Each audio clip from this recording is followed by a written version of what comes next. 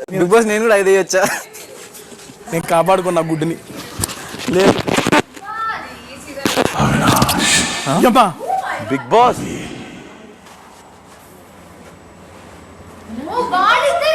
ఓహో మీరిద్దరు నుంచి వాళ్ళయ్యా.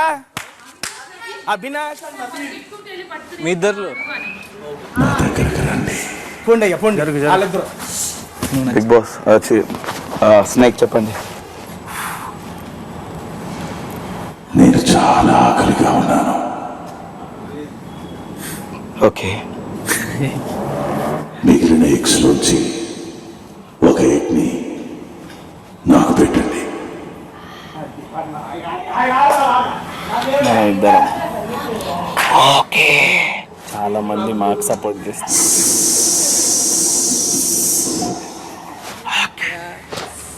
పడిన వాళ్ళు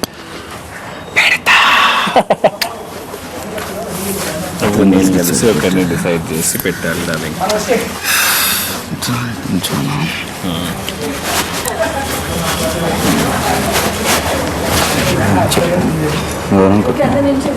నేను ఎవరు అనుకోలే యాక్చువల్గా. నాకు రాదేమో, 5 ఎవరైతే పడ్డాయి కదా వాళ్ళు డిసైడ్ చేస్తారేమో అనుకున్నా.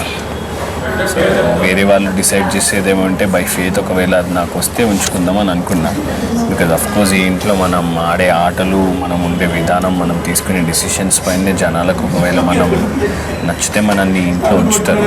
అది ఎవిక్షన్ అనే పాస్ ఇట్స్ రియలీ గుడ్ ఒక విధంగా చూసుకుంటే. ఎందుకంటే ఇప్పుడు మణికంఠ గౌతమ్ విషయంలో గౌతమ్ ఫస్ట్ వీక్ ఎలిమినేట్ అయిండు, కానీ గౌతమ్కి ఛాన్స్ వచ్చినాక మళ్ళీ గౌతమ్ నెక్స్ట్ వారం సేవ్ అయిండు. సో అర్థమవుతుందా, జనాల ఒపీనియన్ ఒక వారంలో మారచ్చు కూడా.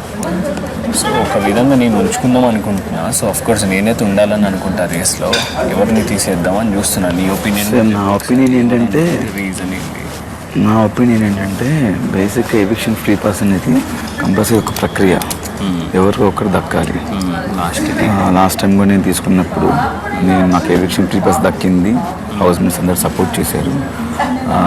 అప్పుడు ఏంటంటే నేను జనాలు అప్పుడు నాకు ఎలిమినేట్ చేస్తే నేను జనాలు ఎలిమినేట్ చేసామని చెప్పేసి చాలా తప్పుగా అర్థం చేసుకున్నాను.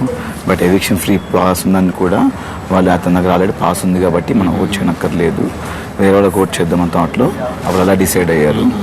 అంటే నాకు కూడా ఎవిక్షన్ ఫ్రీ పాస్ కూడా అంటే లైక్ నేను కూడా ఇంతవరకు నామినేషన్కి వెళ్ళలేదు. అంటే అందరితో మంచి కలిసిమెలిసి ఉన్నాను, పాయింట్స్ కూడా ఏం రాలేవు నాకు కూడా. మన ఇద్దరు గుడ్లలోనే, మన ఇద్దరు గుడ్లు కాదు, మన ఇద్దరం కలిసి ఆడాలి. దాంట్లో మనం ఒకటి డిసైడ్ అవ్వాలి ఎవరిది అనేది. ఎవరు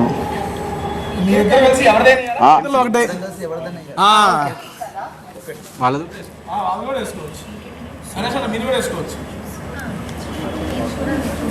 నాకైతే కావాలి నెక్స్ట్ వేరే వాళ్ళ